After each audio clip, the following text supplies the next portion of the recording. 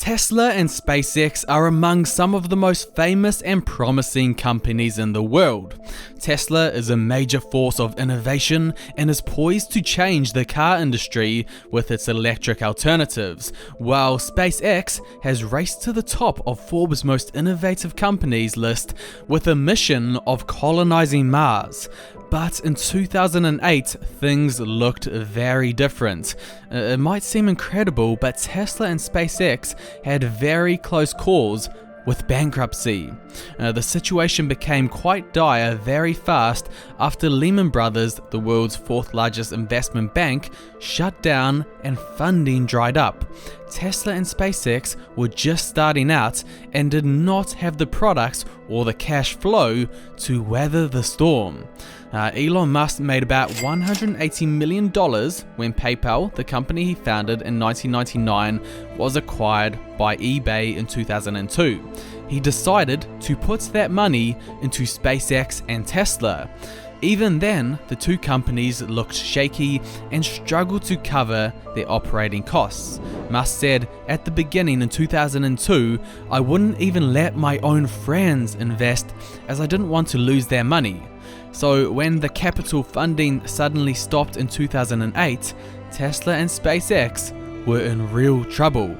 Musk even said that at one point it looked like he would have to choose between the two companies. He said, "I could either pick SpaceX or Tesla or split the money I had left between them." That was a tough decision. If I split the money, maybe both of them would die.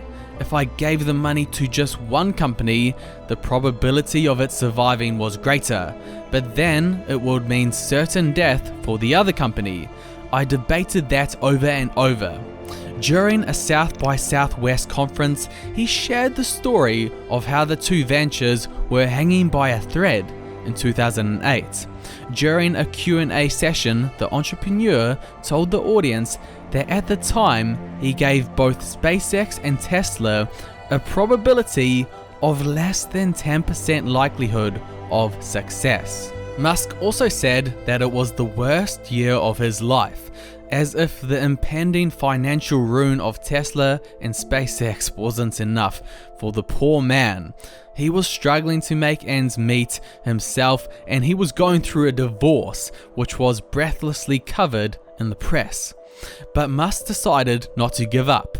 He borrowed money from friends to cover his living expenses and rent. He was determined to save both companies, one way or another. He said, "When you put your energy into building something, it's your baby, so I couldn't choose. I put the money into both."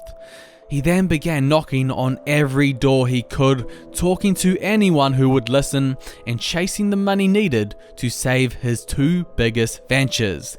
Making matters worse, during that difficult year, Tesla had a speed bump with its early model Roadster and was hemorrhaging money. And SpaceX's first 3 rocket launches detonated before reaching orbit. By that time, Musk had spent $100 million on SpaceX. It is safe to say that if the 2008 Falcon 1 blew apart in the atmosphere again that fall, it would have been the end of SpaceX. The 4th launch was everything. But the launch went without a hitch. It made history, becoming the first privately funded liquid fuel rocket to reach orbit. Interestingly enough, Musk himself undertook the job of engineering Falcon 1 because he couldn't find or afford the right candidates to join the company at the time, and he felt he could not risk the future of SpaceX on someone who was not up to the task. Following the historic rocket launch, miraculously, SpaceX landed a new $1.6 billion NASA contract. Musk sold off his investments for Tesla to go on, and soon Tesla investors got together enough funds to keep it alive as well. Still, Tesla nearly went bust 2 days before Christmas. The most important $40 million round of funding from investors came through just before Christmas Eve, hours before Tesla was about to run through its last few $1,000s. it was a close call. Both companies' fortunes have obviously turned around since 2008. Musk, he's now worth $38.4 billion. Today, he can almost certainly afford to hire as many engineers as he likes. But as he says, he spends 80 to 90% of his time on engineering and designs tasks at both SpaceX and Tesla.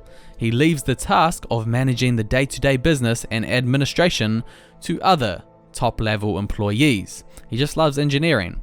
SpaceX expects to have 1,000 satellites by the end of 2020 as part of its Starlink project, and its partnership with NASA today is still alive and well.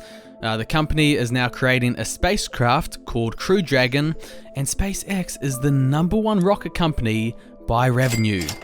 Space travel, it's still high on the agenda.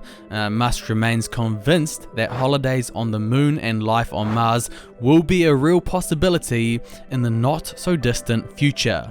Meanwhile, Tesla's Model 3 is the best and most popular electric car that money can buy. Tesla has set up a factory in China in a record short time and is in the process of building a new manufacturing plant in Germany, Gigafactory 4. This is to continue its international expansion and scale up annual car delivery to reach the ambitious goal of 500,000 vehicles. They have got the Cybertruck and a bunch of innovative projects on the way. Tesla is set to make good on its promise to reshape the industry with electric cars. All of this makes the story of their near demise seem incredible. Looking back, Musk says SpaceX is alive by the skin of its teeth, and so is Tesla. If things had gone a little differently, both companies would be dead. The start may have been rocky for the two groundbreaking companies, but they pulled through and they came out stronger on the other side.